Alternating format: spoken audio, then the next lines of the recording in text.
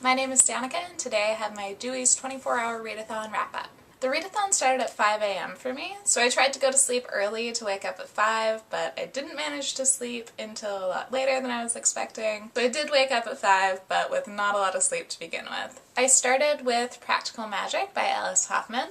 I talked about Carmilla in my readathon TBR, but I did actually finish it before the readathon. So Practical Magic, I was about 20 pages in already. Started with that. I finished it about hour 4. Really enjoyed it. There were some aspects that I didn't like, mostly the romances. There were a lot of men chasing after women until they relented, which was not my favorite trope. I liked all the sisters, and I liked the characters. I loved the writing style, so overall I really enjoyed it. After that, I picked up White is for Witching by Helen Oyemi, and I finished that at about hour 10. Enjoyed it, but it fell a little bit flat for me. I think it's partly because this is sort of a haunted house story, and I read it right after House of Leaves by Jan Januszewski, which is kind of an epic haunted house story, so I think I might have enjoyed it more if I hadn't read it right after, but it just didn't completely come together for me. I really liked the characters and I liked elements of it. I think I will pick up more of her books because I do like the writing style, but this one wasn't my favorite of the readathon. And then I picked up Demon Glass Hex Hall #2 by Rachel Hawkins. I actually read the first Hex Hall back last October during the readathon, and I really enjoyed it. I enjoyed it more than I was expecting. This is sort of a paranormal teen book about a school for supernatural teenagers, but what I didn't know when I went into it is that there's a secondary lesbian vampire character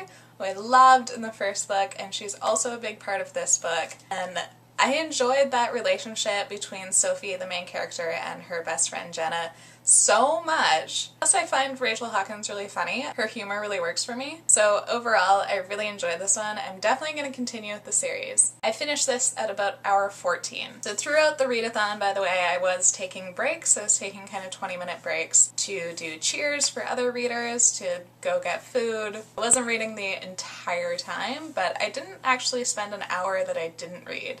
At hour 15, I picked up Twixt by Sarah Dimer, which I read on my e-reader. And this is kind of a weird, dark fantasy dystopian story. Spend most of it not really understanding exactly what the world is and what's happening. It's definitely unusual, but I really enjoyed it. I'm glad I read it. As I was reading it, I realized that it was going to come down to how it all ended and how it wrapped up to determine whether I liked it or not. And I think it worked out well. I liked it. There were some bits that I didn't really understand or I didn't think were necessary, but overall, definitely enjoyed it. And then at hour 19 or so, I picked up Triss's book by Tamora Pierce. This is the second book in the Circle of Magic series. This doesn't really fit my horror October theme, but I really loved Tamora Pierce's writing, and I read the first book about a week ago and I loved it, so I thought this was a really good one to pick up while I was starting to really feel the readathon and feel the later hours. So I'm really glad I saved this for later in the readathon because I don't think I would have been able to read much else at that point, and I still loved it. I managed to finish this one at hour 23.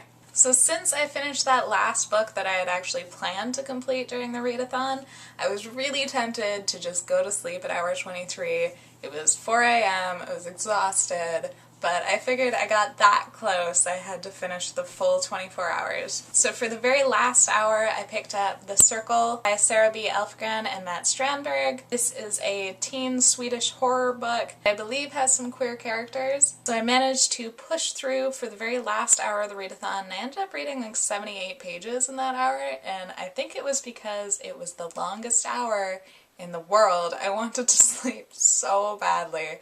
But I did manage to finish the full 24 hours, and I finished 4 books, about 1,290 pages, so I think that's a really good showing.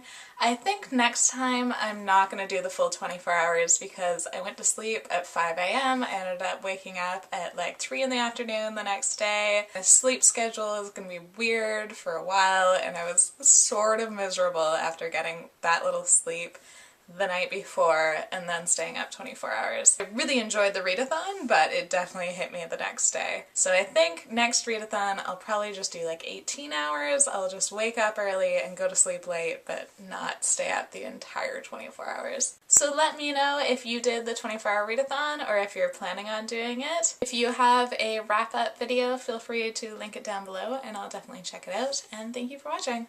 Bye!